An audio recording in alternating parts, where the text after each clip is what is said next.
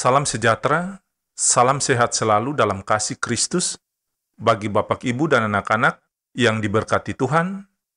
Salam jumpa dalam santapan harian keluarga di saat ini bagi sahabat Kristus dimanapun saudara berada. Damai sejahtera dalam Tuhan Yesus Kristus dan sukacita Roh Kudus melimpah senantiasa dalam hati dan kehidupan sahabat Kristus yang terkasih. Bapak, Ibu, dan anak-anak, sahabat Kristus yang diberkati Tuhan, mari kita berdoa sebelum membaca firman Tuhan. Di saat ini, ya Aba, ya Bapa, Allah Tritunggal firman yang hidup, kami hendak membaca firman-Mu dan mendengarkan santapan harian keluarga. Kami mohon ya Tuhan, terangilah hati kami, rasio dan pemikiran kami dengan Roh-Mu yang kudus, sehingga firman-Mu merubah karakter hidup kami untuk kemuliaan nama-Mu. Amin. Sahabat Kristus yang diberkati Tuhan, bacaan firman Tuhan di hari ini terambil dari Filipi pasal 3 ayat 17 dan Filipi pasal 4 ayat 1. Saudara-saudara, ikutlah teladanku dan perhatikanlah mereka yang hidup sama seperti kami yang menjadi teladanmu. Karena itu, saudara-saudara yang kukasihi dan yang kurindukan, sukacitaku dan mahkotaku, berdirilah juga dengan teguh dalam Tuhan, hai saudara-saudaraku yang kekasih. Demikianlah sabda firman Tuhan di saat ini, tetapi hendaklah kamu menjadi pelaku firman dan bukan hanya pendengar saja, sebab jika tidak demikian, kamu menipu diri sendiri. Amin.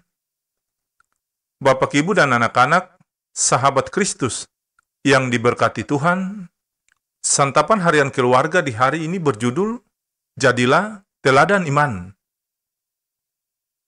Sahabat Kristus yang dikasihi Tuhan, menjadi teladan bukanlah hal yang mudah. Orang yang menjadi teladan artinya orang yang patut ditiru atau dijadikan panutan oleh orang lain. Ia menjadi role model bagi orang lain, di dalam jemaat, di dalam keluarga, jemaat, gereja, dan masyarakat. Kita akan selalu membutuhkan orang-orang yang dapat diteladani dalam sikap, tutur kata, dan perilaku, hingga teladan iman setiap hari. Sahabat Kristus yang diberkati, dalam Alkitab, kita pun bisa menemukan banyak contoh orang-orang yang penuh keteladanan.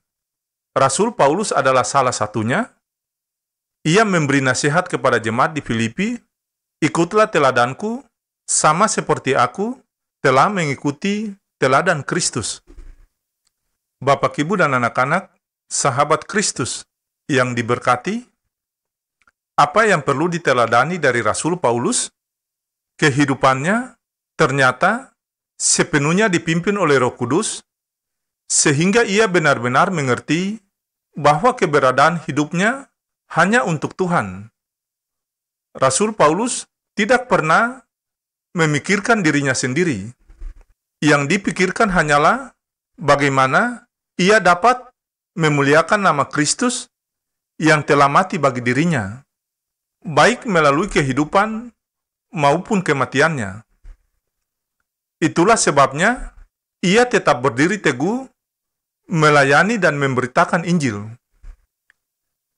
Sahabat Kristus yang diberkati Tuhan, berdiri teguh menunjuk kepada sikap hidup dan pendirian tidak berubah, tidak goyah, namun memiliki sikap hidup setia dan tetap beriman di dalam kondisi dan situasi apapun. Itulah hal yang patut kita teladani dari Rasul Paulus.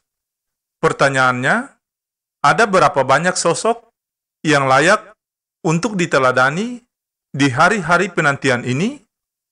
Apakah kita sendiri sudah siap dan sanggup menjadi teladan? Belajar dari apa yang dinasihatkan Paulus kepada jemaat di Filipi, dan ia mencontohkan dirinya sendiri. Marilah kita sebagai orang percaya harus menjadi teladan kebaikan dan teladan iman, tidak goyah dalam situasi apapun, sehingga lewat hidup kita, nama Tuhan dipermuliakan. Ya Tuhan, mampukanlah kami menjadi teladan iman dan kebaikan dalam dunia ini.